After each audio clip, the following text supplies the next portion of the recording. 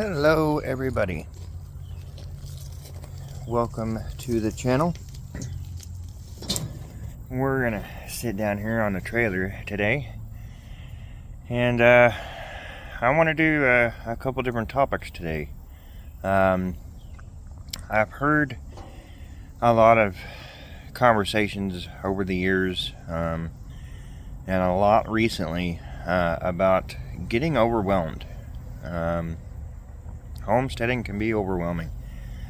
I wish I knew a good way not to be.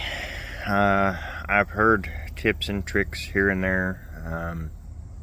Some of those are, don't, like for animals, for instance, just an example there. Choose a couple and go with it. The more you have to do, the more overwhelming it can be. And that goes with anything and everything. Just take one thing at a time. Don't get yourself wrapped up in a whole lot of projects at once, because it does get overwhelming. I've learned that myself. But in 3 years, I haven't learned how to not get overwhelmed, because I can get overwhelmed easily myself. It's just something I deal with. But that trailer's not very comfortable, so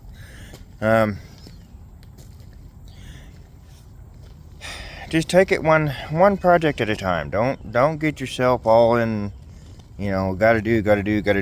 Just get one thing done and move on to the next. I like having multiple projects, because if I come to a point where I need to stop on one project, then maybe I can work on another until I can go back to the other project. That's like the other day I ended up running out of fuel. I had to wait to get fuel, so we couldn't do a whole lot on the equipment side of things, but I was able to get some things done in the house. We got the dishwasher hooked up. We got the refrigerator hooked up. That was all projects that needed done, and something I could do that didn't require the machinery. But it helps not to get overwhelmed, because if I would have sat here and been stressing because I was out of fuel and couldn't do this and couldn't do that, I'd have been overwhelmed. And around here, if you hadn't noticed, there's a lot going on. There's a lot to get done. And really, I don't prioritize anything as far as day to day what I'm gonna do. It's kind of hard to do, especially when you can't predict the weather. I haven't been able to do grapple work because I don't have tracks on the tractor. I got wheels. And we've gotten some rain. It's gotten muddy.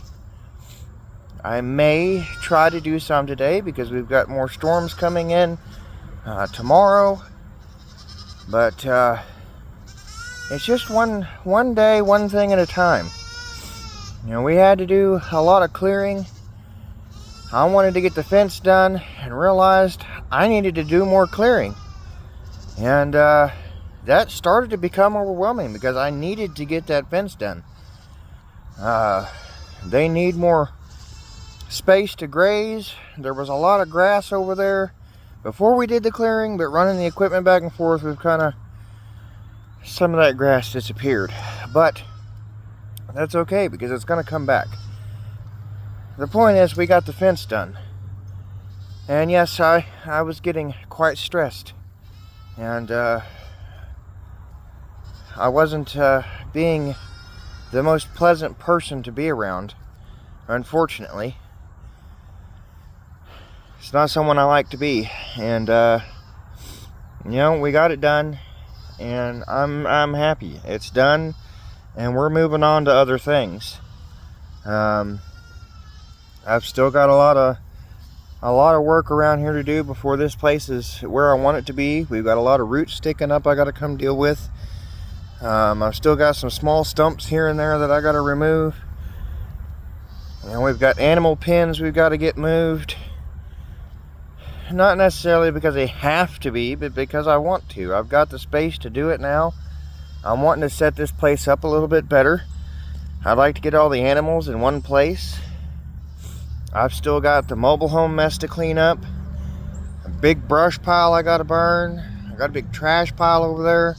All I can pile up, no pun intended. It can get stressful, but you know, I don't have to get into a hurry. It's not gonna be done tomorrow. There's just no point in trying to get it all done, because it's not gonna happen. As much as I would like to, it's just not gonna happen. We're just taking it one step at a time, one day at a time. I'm hoping that maybe we'll get those storms tomorrow. I can light that pile on fire. We can get that burnt down. We'll see how it goes. If not, it's not the end of the world. I mean, winter's right around the corner. We get a good snow, come out here and light that booger on fire. Let her burn. Not a big deal. That just sets our, our seating plans a little bit further out than what I'd like, but not everything goes to plan. That is a tough life lesson we have to learn sometimes. Just not everything goes according to plan, and we just have to work with it. I honestly cannot see how someone cannot get overwhelmed in several aspects of life. It just happens. It's a part of life. But if you take things one thing at a time, one step at a time, you'll get there. You'll get through it. I ended up neglecting the garden because we had too much going on. I'm gonna try again next year. Or at least I hope. We got quite a good harvest out of it. Not what I would have liked, but again, we had a lot going on, and then we got the equipment, and that has just shifted the entire focus around here. So, we're still taking care of the animals. They're all doing good, but we're trying to make this place better for them and for us. And I know once all this gets done that it'll be a little less overwhelming. And I am more than ready for that peace of mind to just enjoy the place and not have so much to do. But just step back away from whatever project you're working on. Reanalyze the situation. Try to prioritize what you want to get done first. Is it the garden? Is it the animals? Is it, what is it that you need to get done first? What's going to benefit the most? For us, we're doing a little at a time. We started working on the house. When we got this place, we had to clear brush. That was a priority. We had to. It was all over. And, we went from there to we started figuring out house or mobile home. We figured out the house. So we started working on that. We got it to where we could live in it. It's not perfect by any means, but we can live in it. And, some people don't like the way the house is. But that's fine, because we're still working on it. And we have put thousands of dollars into this place, and we're not done yet. It takes time.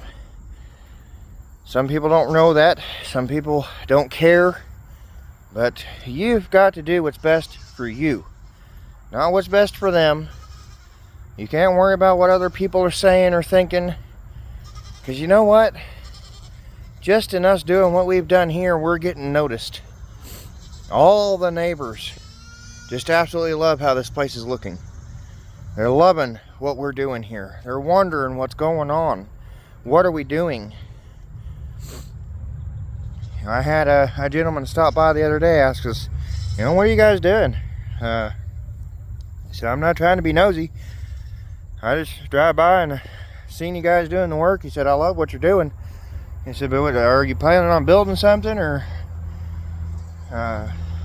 you planning on getting cattle? Or I said, no, I've just got the horses. We're just expanding. I said, I'd love to build a barn one day, but you know, just trying to clean the place up and expand a little bit for these animals. We didn't have much for them, and you know, that weighs heavy on me.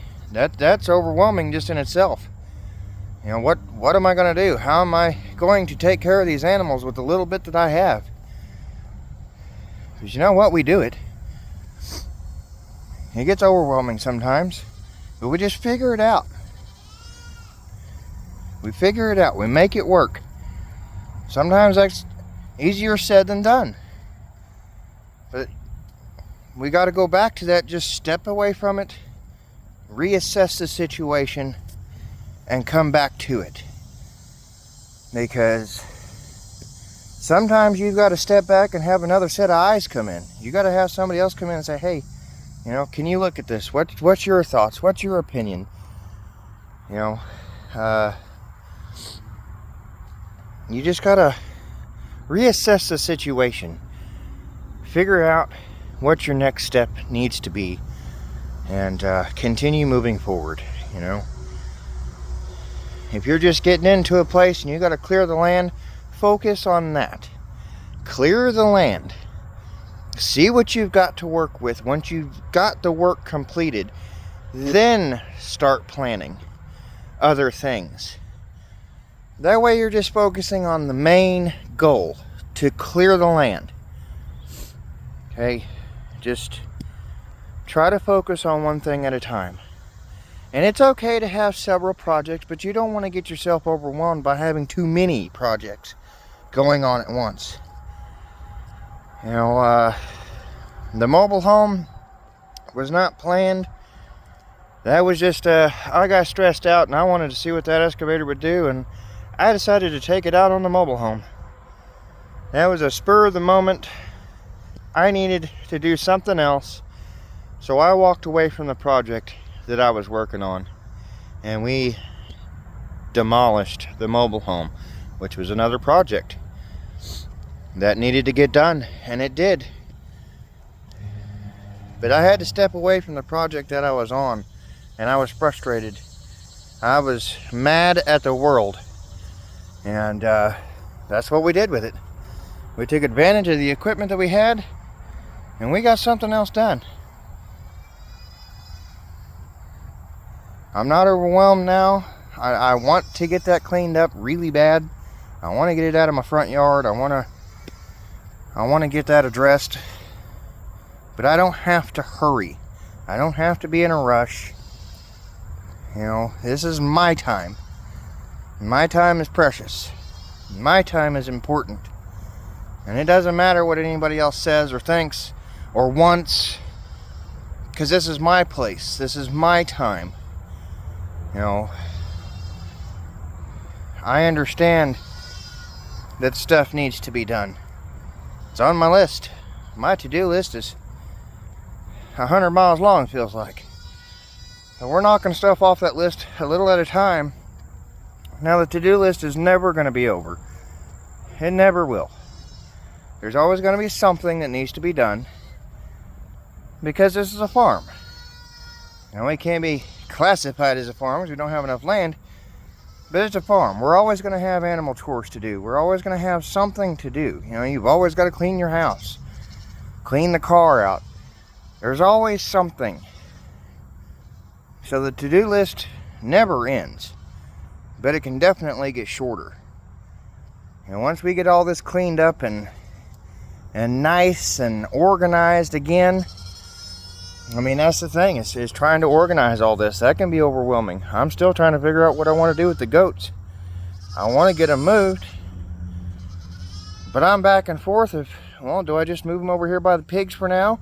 Or do I go ahead with the project down there and try to get that done and move them down there?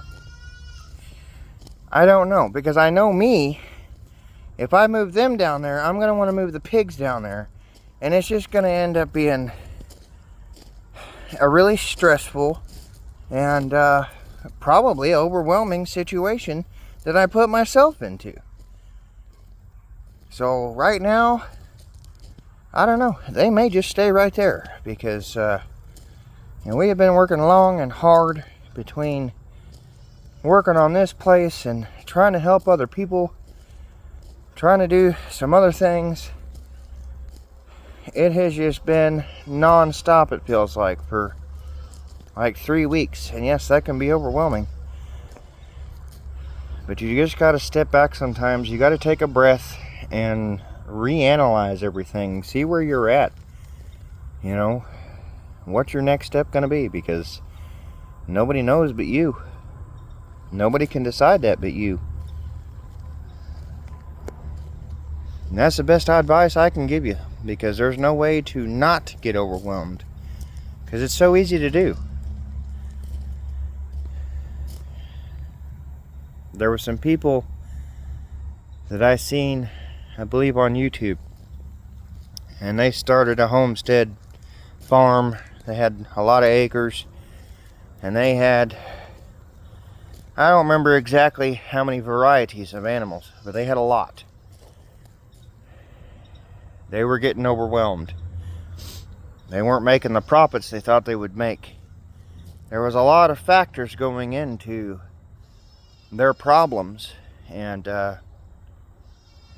they were told to step it back. Instead of focusing on 10 varieties of animals, focus on 2. They have 3, I believe.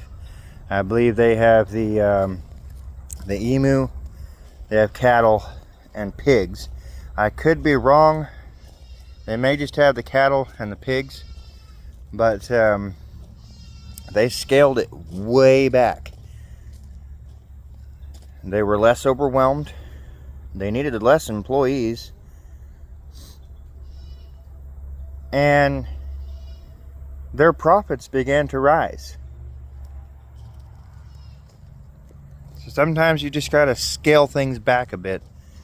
And I've thought about that several times here. Maybe we've just got too much going on.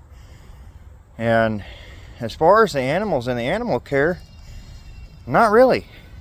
They're not that stressful. That is not our stress point. But you've also got to consider what do you consider success?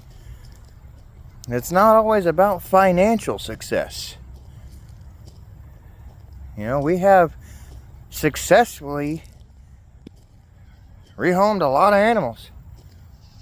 We have not as many as a lot of people do, but we got a lot of animals. We got the emu, we got the pigs, we got baby goats, we've got rabbits. We don't have very many quail, but I think we're going to get out of quail.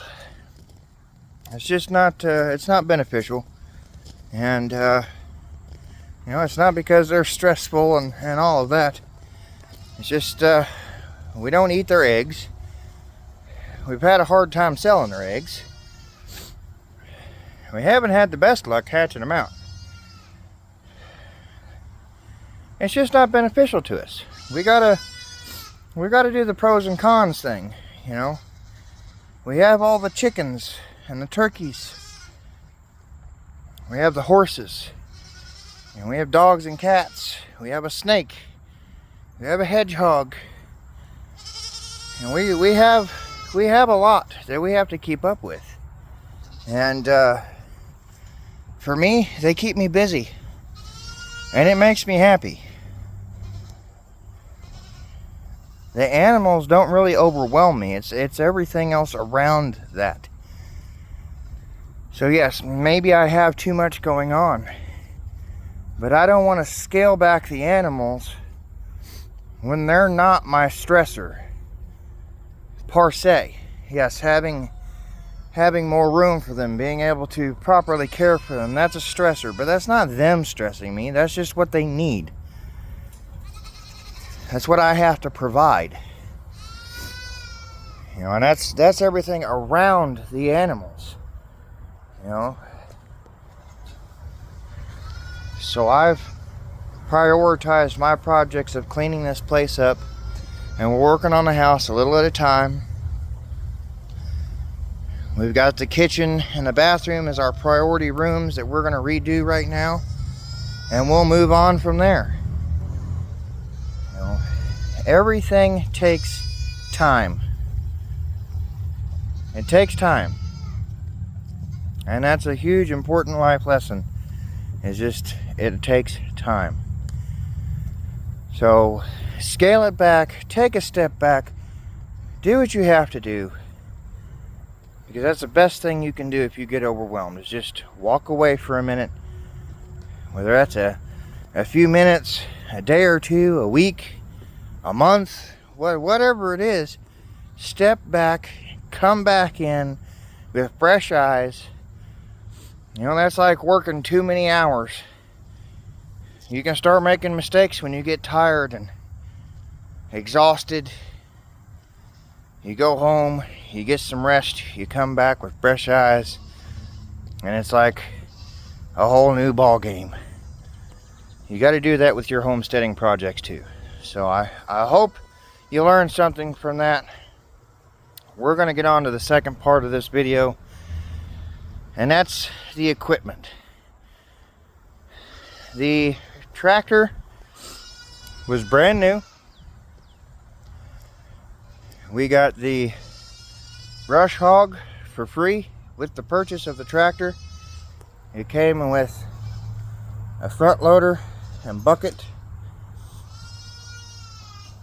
We got the brush hog. I picked up a set of forks, a grapple, and a hay spear for the front, because I already had the 3-point from the old tractor. So I really wanted that front loader bale spike, so that way it made unloading the bales easier. I could move them around easier, you know, and I'd be able to stack them here if need be. And that's why we went with that option. But for all of that, we were at a little over $32,000. I think it was $32,000. I want to say like $750 or something like that, for everything. They had to add the third function on for me to be able to work the grapple, and that included the labor cost for that, and the purchase of the grapple and the third function as well. I believe the third function, I want to say, was like $150 or something like that. It wasn't too horrible, but after taxes and the implements and everything, and rebates, we got a lot of rebates. We were at that getting pretty close to $33,000. And the excavator, it was used. I had 305 hours on it, and basically a brand new machine. We gave a little over $29,000, I believe it was $29,500 we gave for the mini excavator. And in some areas it's frustrating, but in other areas, I mean, it's just been an absolute wonderful piece of equipment around here. I've been able to get a lot done with just that machine, and you know, my parents are benefiting from it as well. We went to their place and did some brush removal. They needed some bushes and trees and stuff taken out of the front yard, and some other things done. We brush hogged while we were there. I was able to dig up the main shutoff for the water line for my dad. It started leaking when we went to turn it on, so they could check that place for leaks. So we had to dig that up and get that fixed before we could even get into if the house leaked or not. So they're benefiting from that as well. But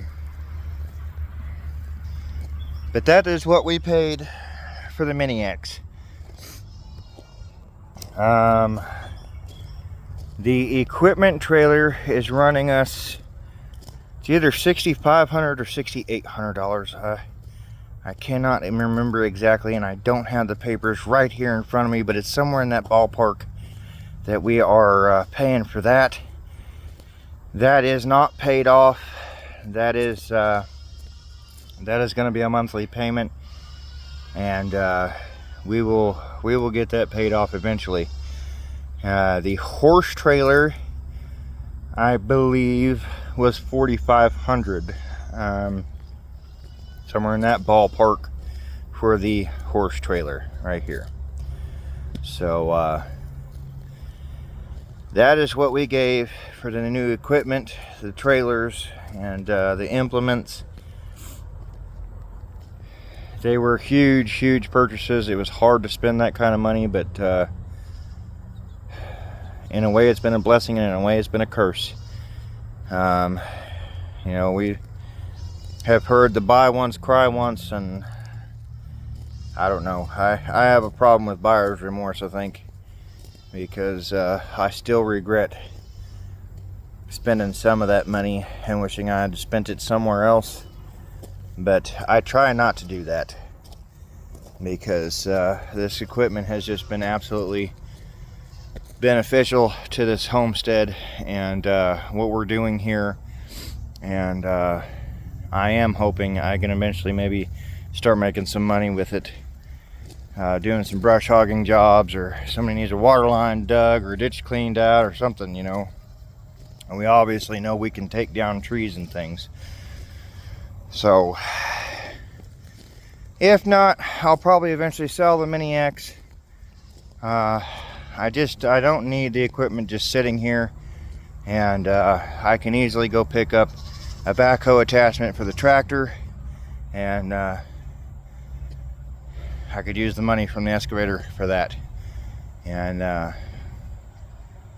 no, we won't be pushing trees over and stuff with it, but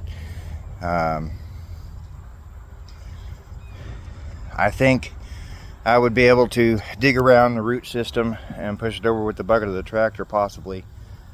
But I really don't plan on having to take down too many more trees here. Not that I haven't set plans anyway. But once we're done with it here and everything I want to get accomplished, I may go ahead and sell that piece of equipment.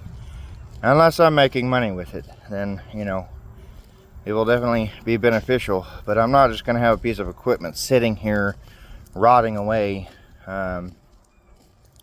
just because it might be beneficial once or twice down the road. No, I don't think we would have spent $29,000 in renting equipment for, you know, a couple weeks, but you know, we don't have those rental fees. We don't have to worry about taking it back. If the weather changes, I don't have to worry about any of that. So anyway, as far as the tractor goes, it does have its limitations. It's only a little 35 horse tractor, but it has done just about everything I need to do. There's only been a couple of trees that it struggled to carry for me. The weight capacity is pretty decent as far as what it can lift and carry before we get into that tipping range. And I've actually been surprised at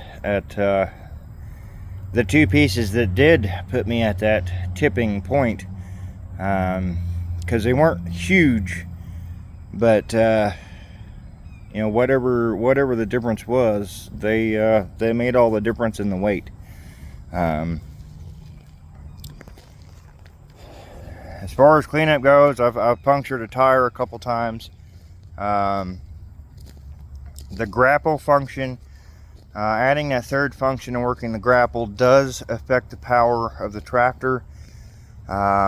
You either have to stop and work the grapple, or it either won't work or it works very slowly. So that is something to keep in mind. I'm really wondering if the smaller grapple would have benefited better, but but I don't know, because I don't know the flow rate of the hydraulic fluid and all of that that's required to run those, big or small. So I really can't tell you there. I went in and I told them what I was going to be doing, and they set me up with a grapple that they thought was best for what I'm doing, and that will work on this tractor. So I am a little bit limited there. We've done the brush hog. The brush hog works fantastic. The bucket works great. I've unloaded hay and not had weight on the back of that thing, and it does great with that. I was told when I bought it that it could carry a bale on the front and the back. I have not done that yet, but I don't have my doubts. It is a 4-wheel drive. It's got the high, medium, and low settings for the transmission, and I've used them all. And a little tractor will book it down the road about 25-30 miles an hour. It's not a bad little trip going from here to my parents'. It's usually about a 10-minute drive on the interstate. It's about a 15-minute drive outer road, and I've taken the tractor down the outer road, and it is not a bad little drive on that tractor. But I wanted to see how it felt going to my parents' and back on the tractor, and that's exactly what we did. I wish I could have recorded that, but it would have been a lot of wind noise in the phone. I didn't have the GoPro at the time, so I don't have wind protection on that, but we could have done like a time lapse. So maybe we'll get the chance to do that again one day. But the tractor has just been, it's been phenomenal as far as getting this place cleaned up and what we can do with it. Once we get all this, what I'm considering heavy duty stuff done, it's going to be fantastic. I'm not going to have any issues at all, I don't think, with that tractor. I'm starting to have kind of a poor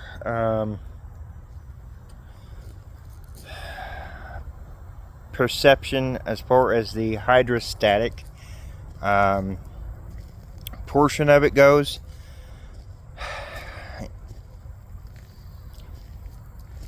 I kind of wish it wasn't hydrostatic in a lot of ways, because you can't control the throttle. As far, I mean, when you push the pedal, the throttle goes with it, and that's what I mean by that. So there's times that it'll go over, 1,500 RPMs, and I don't need it to. There's no reason for it to. But I can't control that, because I can set the throttle all the way down on that thing, and it doesn't matter. Once you push those pedals, the throttle goes with it. That's just part of the hydrostatic feature. Another thing is, I have to use the high, medium, low settings, mostly the low and medium, mid-range, with the 4-wheel drive. I have found several instances where there's not enough weight on the back tires. The terrain, loose soil, things like that have affected it, but I'm also on a hill, so I don't think it's a fair judgment as far as that goes. It worked great at my mom and dad's place. Theirs kind of does like a stair step thing. I just don't think it has enough power or torque, whatever you want to call it, in mid-range. I feel like it should have a little bit more in mid-range. I don't think I shouldn't have to put it in low as often as I do. But I'm not disappointed by any means. Do not take that the wrong way. I am just mind blown in what I've been able to do with this tractor. For a little 35 horse tractor, I did not expect to get done what I have. It's just been a phenomenal piece of machinery. I'm just letting you know the pros and cons I have discovered as I have used this. Like I said, I've put 50 hours on this tractor. And that's just what I've come up with so far. I do use the turn signals when I'm out on the road. That's not very often. I usually drive it down to the gas station to fill her up. And other than that, we're pretty much in that mid-range, low-range transmission. But I've moved dirt, I've moved rock, we've moved brush, and I've moved full trees, root ball and all, with this tractor. I've used every implement that I purchased with it. I've used the forks, I've used the bell spike, I've used the bucket, I've used the grapple, I've used the brush hog. And it has all performed extremely well. And I'll tell you, I've hit a couple of things with that brush hog that I was going, oh no, and it's still working strong. I didn't even bust a shear bolt. So now it shouldn't really do that. It's got that slip clutch thing on there, so when I do hit something, it powers the thing down. I can lift it back up, it'll start going again. But yeah, it's just been, that is one heck of a brush hog. I mean, it is heavy. It is definitely heavy duty. Compared to the last brush hog that I used, I would use this one over that one any day. It's just it's a phenomenal piece of equipment here.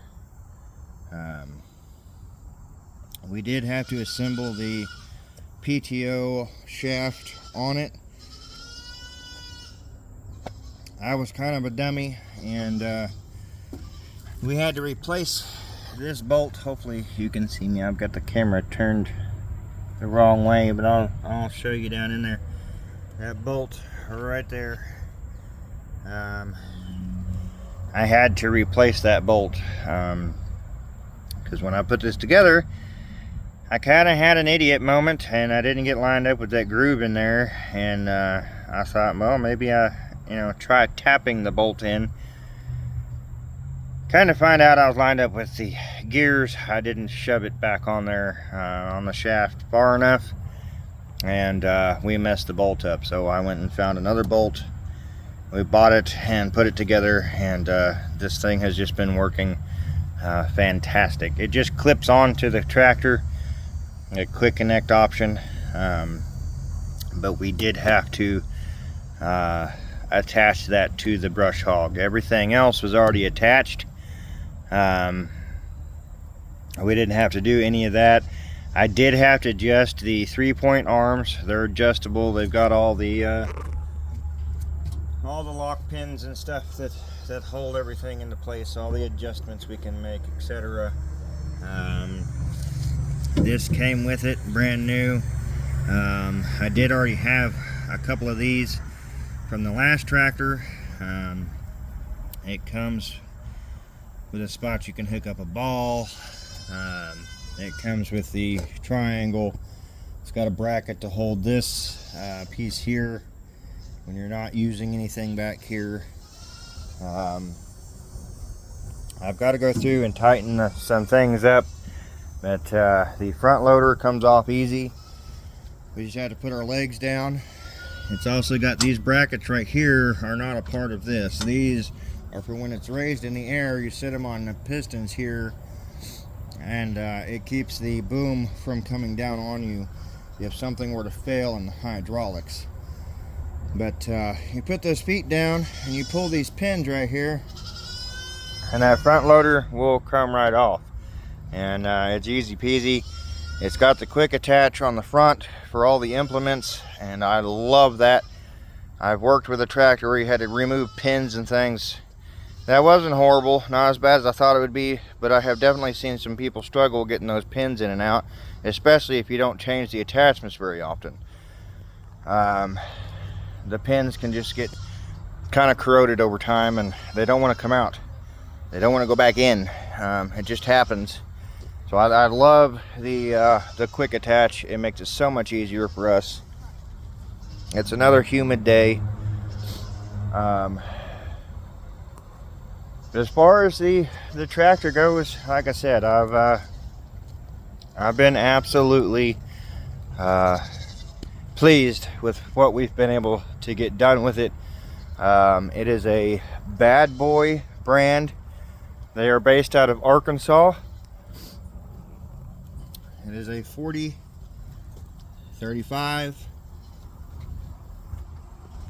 4035H hydrostatic. Like I said, it's a BadBoy. It's got the BBL 400 front loader, 4-wheel drive. It's got your brake. You can set the brake. It's got about a 5-gallon fuel tank. Goes all the way underneath the step here. I love that. It is very easy to put fuel in this thing. It's got your 4-wheel drive option. It's got your lock for the PTO stuff back there. If you want to lock that out, it's got your PTO on and off right here. Your PTO, standard PTO up and down over here. It's got a lock that you can, this piece right here, that you can shift back and lock into place so you can control your height. When this light shows up, it is time to do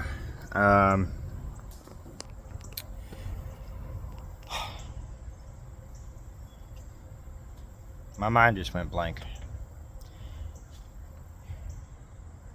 It's the stuff you got to do with diesels now and then. You got to let them burn all the stuff out. So when that happens, you just push that button and let it do its thing. There's nothing special to it. Like I said, my mind went blank. I'm sorry. I'm trying to remember everything. The PTO, as far as turning the PTO shaft on, right there, it's like a lawnmower. You push it in and you turn it and your PTO is engaged. It's as simple as that. It's got cruise control. It's got your emergency flashers. It's got a horn. It's got headlights. It's got turn signals. It's got your standard fuel speedometer, or not speedometer, but RPMs and heat gauge. It's also got all of these electronic gauges here when you turn the key on. It's got all your battery, your glow plugs, all of that there. And then your turn signals are up here. The third function, they just replaced this with a handle like this that's got buttons on it to work the third function. They run a couple extra hydraulic lines, a little bit of electrical there. Not bad, but it does take time for them to get that installed. You've got your throttle over here, throttle up, throttle down. You got the seat belt. For anybody that wears that, the seat does recline, and it is adjustable as far as your spring level. It is just forward and back. This here is for adjusting the PTO, or the 3-point, basically how the 3-point reacts when you push that lever. I've got to do some adjustments because it drops it really fast, so we're going to have to see what happens there. But other than that, that is the rundown on the tractor. I will get a rundown on the maintenance stuff we've got to do to it in a later video. And as far as the Mini X, I wish it had the hydraulic thumb. I really do. That is something that I really wanted to get on this. Unfortunately, our budget ran low quicker than expected. But another thing on the tractor, let me go back to the tractor. The fluids and stuff on it are easy to access. Absolutely easy to access. I have not went through the grease points yet. We're just now to that point that I need to grease it up, so we'll be going through that. Now, I went through the Mini X here. We have the Kabota. There's a KX71-3 Super Series.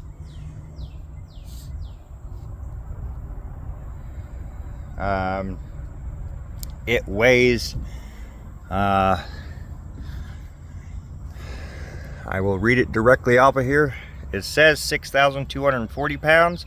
When I did some research, we're right around 6,300 pounds, 6,350, right in that range. I believe with a bucket and things, or I don't know. I'm sure that includes some kind of implement, but 6240, I apologize, is with all the fluids and things on it. That is all included in that weight from the research that I did. As far as maintaining this, I think it's about as easy as it gets. We've got these heavy duty guards on here, and I know they're also a weight factor.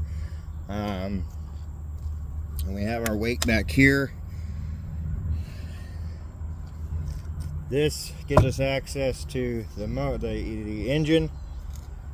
I had to remove this side panel here in order to fully access the radiator to clean that out. We had to blow those out the other day. And then you got your access to your hydraulic tank and your fuel tank. I just have to lift that up to put fuel in it. No big deal. I have the ability to lock it as well as that panel. But that gives me access to all the engine oil and motor oil.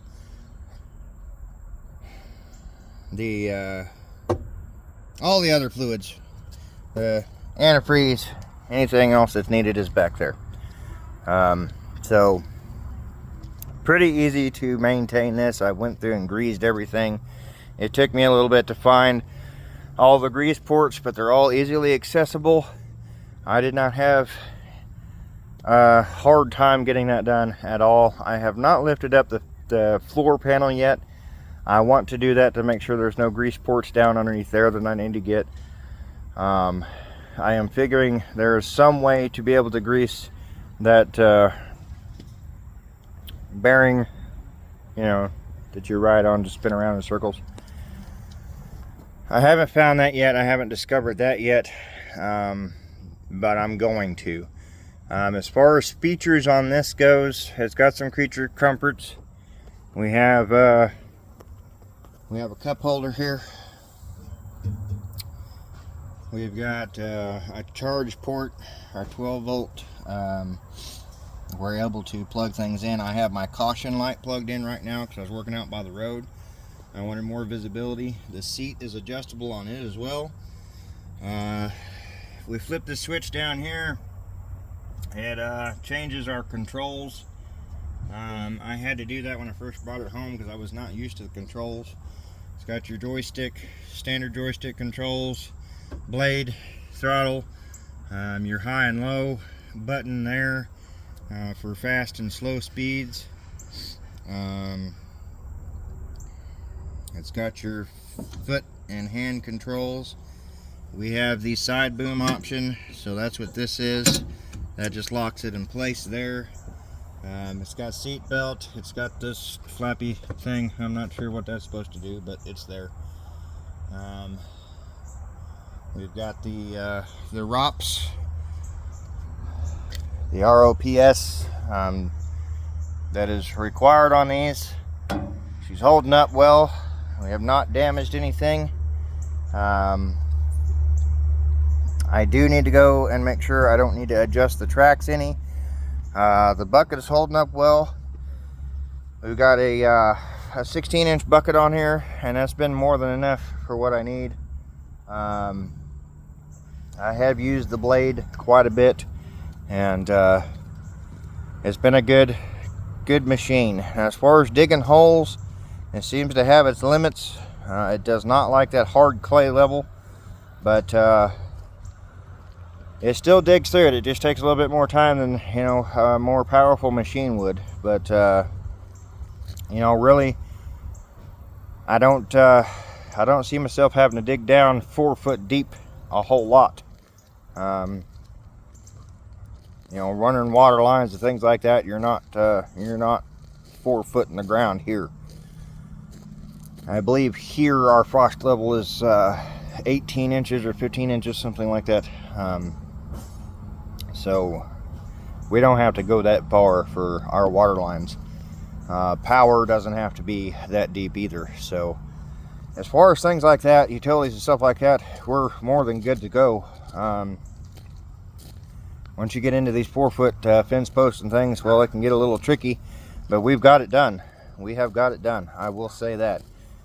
We've got it within inches of our 4 foot mark before I just had enough. It was close enough, good enough, and we went with it. But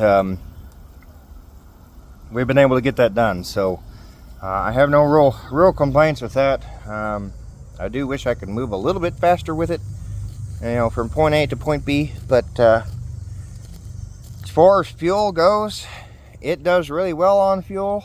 The tractor, I don't know, I think we're just using a heavy use right now, and it goes through it pretty quick. It's only 5 gallons, and we are able to get a few days use out of it before, you know, we're down there on the, hey, I need fuel level. And it goes the same with the Mini X. So I really can't say that they're horrible on fuel. Once things calm down, I'll be able to give more of a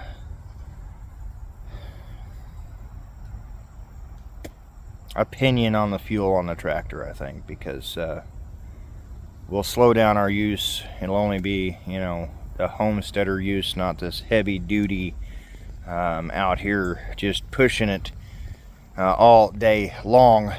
And of course the fuel use will go down on that, but we'll be using it to clean out animal pens and moving hay around, and, you know, fixing the driveway, addressing that, and probably some brush hogging now and then.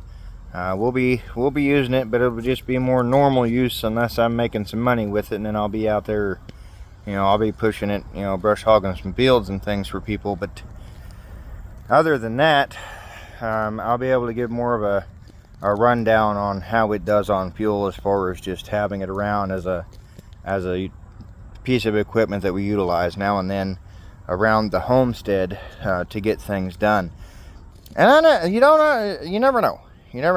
We may end up using that thing more than I think. I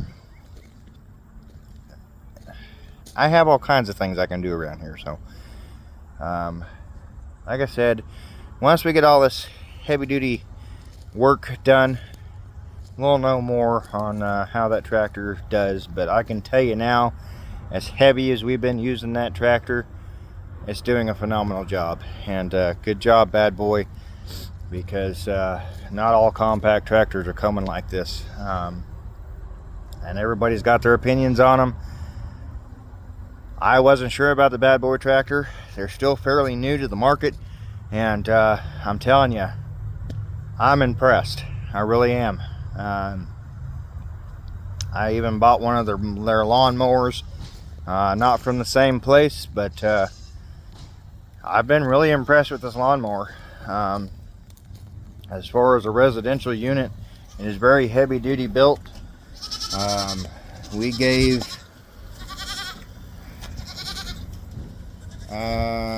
right under $5,000 for this. Right under $5,000 for this lawnmower here. It's a Magnum Bad Boy. It's got a Kohler 26 horsepower. It's a 7000 series Pro, and we have barely used this thing because I don't have any grass to mow. So I do love it. I love it. It's been a really good machine so far that I've used it. I did want to take it down to my parents and try to get into some of that heavy stuff with it, but we were taking a tractor down there. My dad's trying to get the place cleaned up, so I just took the brush hog and got her done. But I really wanted to push this thing and see what it could do. But that's okay, because that's just less abuse on a machine, and I didn't have to worry about tearing anything up, anything like that. So that is okay. I don't think it would have a problem going into that stuff. My dad took his mower that I got him down there, and he was just mind blown. And it's not much different than what I have as far as how it's built. And it is a Cub Cadet, and he's just been really impressed with that. My dad has never ran a zero turn, and he's just been blown away using that thing. And I want to say it's probably his new favorite toy right now. He's been enjoying it. He's still trying to get used to it, but man, it puts an excellent cut on everything. And anyway, like I said, I've been really impressed with the equipment and stuff that we've bought.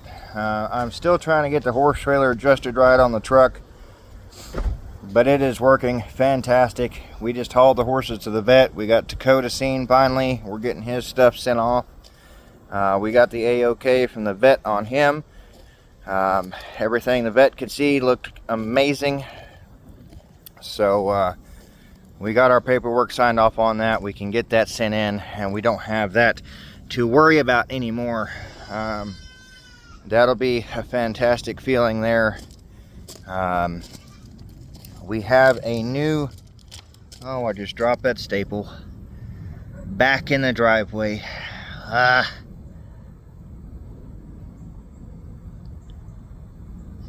Anyway, I'll have to probably come find it later, because of course I can't see it. There it is. You just had to have a different angle. Anyway, we'll be able to get him taken care of, hopefully. I don't know how long it's going to take, but I'm hoping it's going to be soon. I've got to come out here and work with him. Our new farrier is going to give us some tips and tricks that he uses at his place when he trains horses.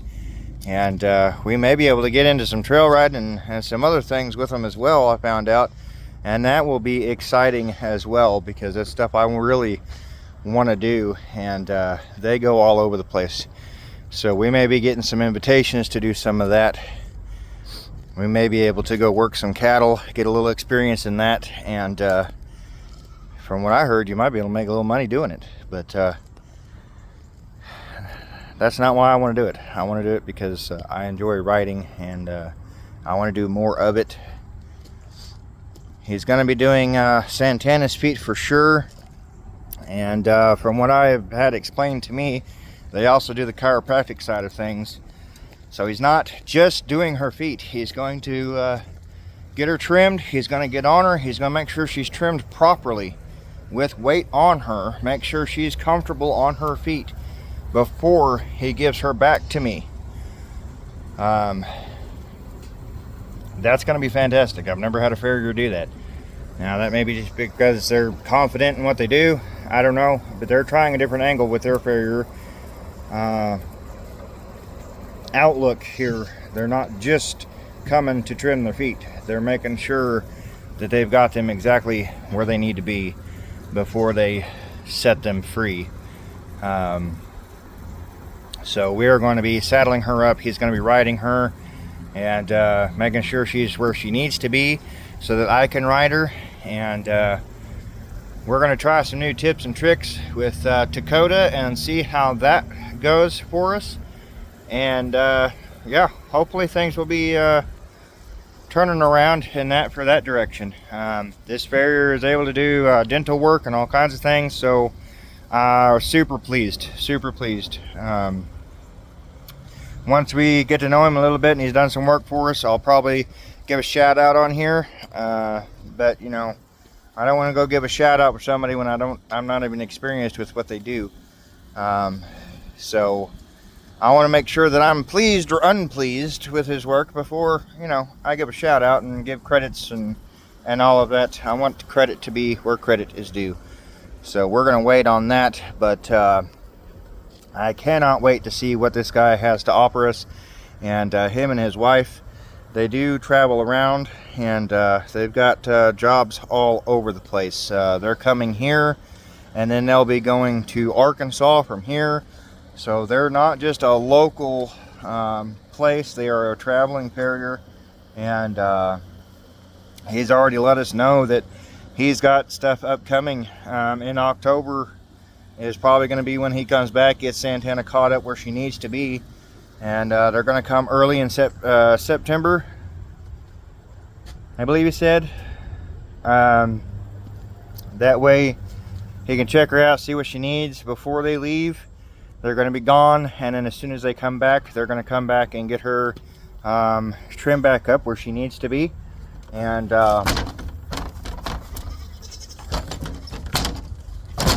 I cannot wait for that. I've got to fix this door. So there's a lot of changes coming, hopefully positive ones, and I'll try to keep you all updated. Let me get him here, and let's see if he's okay with being on camera, and we can see if we can get him involved in the YouTube channel. When he does come, we can see his work, we can see what he does. Maybe he can give you all some tips and tricks. I'm kind of hopeful for it. We'll see what happens when he gets here. I said, let me talk to him, let me kind of get to know him. They got to get a feel for us and the channel and everything before, it's a yay or a nay, I'm sure. But I really want to start getting some more positive things on this channel, because I know listening to me is boring and all of that. But just stay tuned, guys. We're trying to grow, we're trying to get better, and the channel is growing. That is just phenomenal. And I appreciate all of you all. I'm sorry this is so lengthy, but I wanted to get into the tractor information and just give a little bit of information on, if you're out there and you feel overwhelmed. But remember, just take one step at a time, one day at a time, one project at a time. If you get to a stopping point, then go start working on another project and see where you can get. And eventually, you'll get your projects done. But I think I'm going to wrap that up here for now. We got the equipment covered, and I've given a little bit of my opinion on using them so far, and I've tried to get some footage of what we can do with them, and it's just been I think this video has been successful. That's what I wanted to do. And by the way, the wife is just absolutely in love with her new vehicle. That is her pride and joy. She loves it. And I love that we were able to do that. We're both enjoying our new kitchen. The kids are trying to get used to a refrigerator with a water button. So we haven't had one of those, so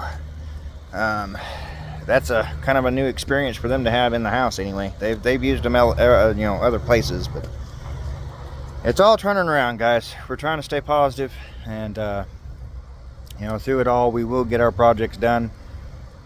Maybe it'll be next year, who knows, but we will get them done. We'll get them done. So we'll see y'all next time. I appreciate you tuning in. Don't forget the usual stuff: like, subscribe, notification bell, all that good jazz. And if for some reason you want to send some support to the channel, we have a link in the public section or the community section. If you go through those posts, you'll find it.